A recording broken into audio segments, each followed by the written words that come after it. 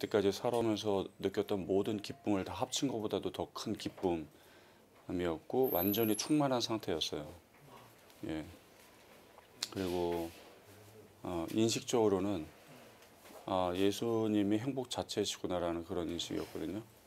그러니까 뭐 예수님이 행복을 주신다 이런 게 아니라 그분이 행복 그 자체라는 거였죠. 하는데요. 네. 그 책을 읽어봐도 그렇고 신부님은 어린 시절부터 카톨릭 집안에서 자란 것으로 알고 있습니다. 특히 네. 어머님의 영향을 많이 받았다고 들었는데요. 그 신부님의 어린 시절에 종교가 갖는 의미는 무엇이었나요? 그때는 그냥 생활의 일부였던 것 같아요. 그러니까 당연히 주일이 되면 성당에 가는 그냥 어린 시절부터 어쨌든 성당을 다녔기 때문에 뭐 좀 당연한 것 같은 몸의 일부처럼 그래서 뭐 그랬던 것 같습니다. 그리고 제 다른 인터뷰를 봤더니 종교인이 되고자 마음먹었던 게 피정 당시에 느꼈던 강렬한 경험이라고 네. 들었는데 이 경험이 뭔지 혹시 말씀해 주실 수가 있나 싶어가지고. 그럼요. 네, 어떤 것이었을까요? 이거는 이제 뭐 하느님 체험이겠죠. 그러니까 이게 신학적으로는 이제 저도 나중에 신학교에 가서야 이런 걸 배우면서 이런 걸 뭐라고 하는구나라고 좀 이제 정리가 됐던 것 같은데, 그러니까 영혼이 하느님을 만난 거죠. 예, 그래서 물론 이제 거창하게는 과거에는 천주교에서는 역사적으로 위대한 성인 성녀들이 어떤 뭐 탈혼이나 뭐 영혼의 합일 같은 그런 체험들을 많이 하시면서 그런 것들을 이렇게 기록으로 많이 남겨주셨는데 이제 뭐 그런 거에 비견할 수는 없겠지만 이제 그런 식으로 표현해요. 하느님이 손길이 내 영혼을 건드리셨다. 예, 근데 보통 그렇게 하는데도 이제 영혼을 감당하기 힘든 뭐 이렇게 굉장한 그 행복감을 느끼게 되는데 어쨌든 그 피정에서 우리가 흔히 말하면 하느님을 진하게 만났다. 뭐 이렇게 표현을 할 수가 있겠죠. 근데 그때 감각적으로는 완전한 행복으로 충만해진 상태였고요. 이제 심지어는 그 순간에도 와 이대로 죽어도 좋겠다라는 마음이 들 정도로 제가 뭐 비록 그때 20대 초반이었지만 그때까지 살아오면서 느꼈던 모든 기쁨을 다 합친 것보다도 더 큰 기쁨이었고 완전히 충만한 상태였어요. 예. 그리고 인식적으로는 예수님이 행복 자체시구나라는 그런 인식이었거든요. 그러니까 뭐 예수님이 행복을 주신다 이런 게 아니라 그분이 행복 그 자체라는 거였죠. 근데 그거를 뭐 누가 저한테 주입을 한 것도 아니고 뭐 수학 공식 하듯이 1 더하기 1은 2다라는 식으로 뭐 옆에서 말을 해준 것도 아닌데 그런 충만함으로 가득 찼던 거죠. 그래서 드디어 나는 참 행복을 발견했다 이런 인식이었죠. 그렇게 해서 이제 종교인으로 이제 사시겠다라는 마음을 먹게 되셨는데 이게 그러고도 한참 시간이 걸렸지만 결과적으로는 그렇게 됐죠. 예. 근데 그 수도자의 삶을 산다는 거는 사실 종교를 막론하고 다 어려운 일이라고 생각합니다. 저도 생각해보면 또 매일이 고비일 수도 있다 이런 생각이 드는데 그럼에도 불구하고 수도자의 삶을 사시면서 가장 어려운 점이 있다면 어떤 것이 있을까요?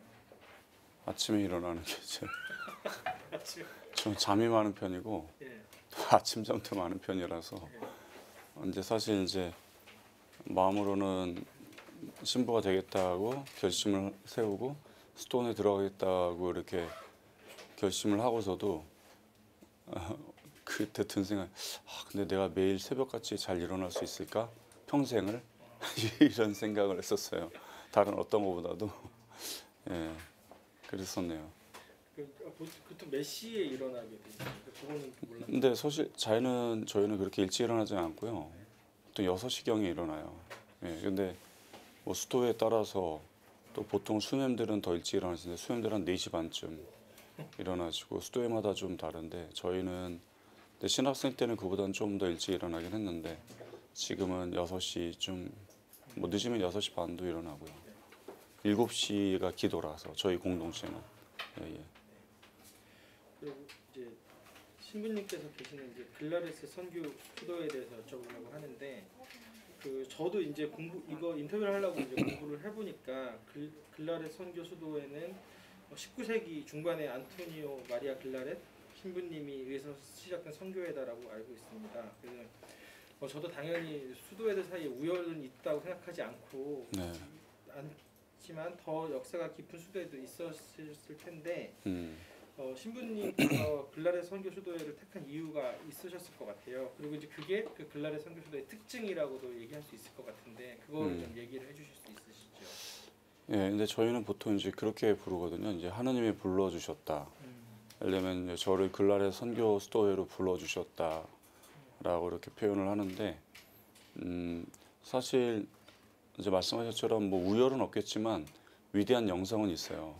그러니까 이제 결국은 모든 수도회도 교회 안에서 파생된 거고, 교회는 복음의 정신 위에서 생겨난 건데, 그렇기 때문에 결국 복음의 정신 안에서 수도회들이 설립이 된 건데, 그 복음의 가르침의 어떤 핵심적인 줄기들을 보다 더 좀 선명하게 드러내는 그런 영성의 줄기들이 있는 거죠. 그래서 흔히 말하는 4대 영성이라는 게 있는데,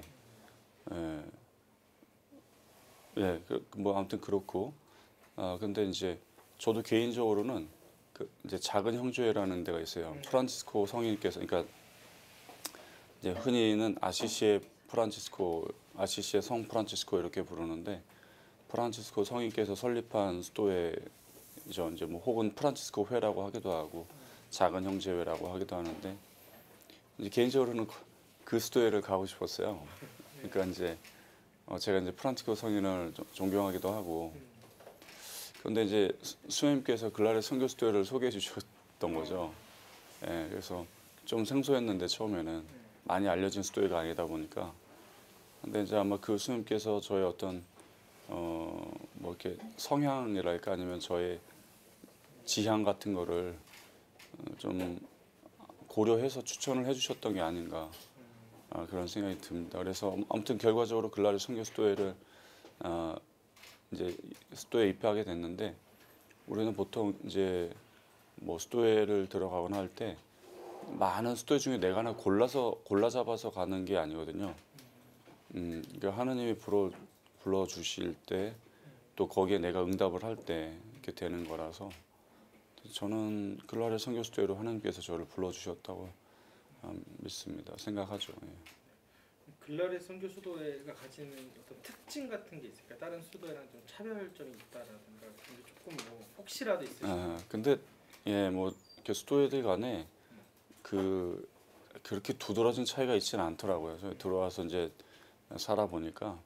근데 아무튼 저희 수도회의 특징은 이름에서 드러나듯이 이제 글라렛 선교 수도회인데, 선교 카리스마가 강한 수도회죠. 그러니까 원래 명칭은 이제 글라렛은 저희 수도회 창설자 이름인데, 어떤 수도회 창설자도 자기 이름을 따서 수도회를 짓진 않거든요.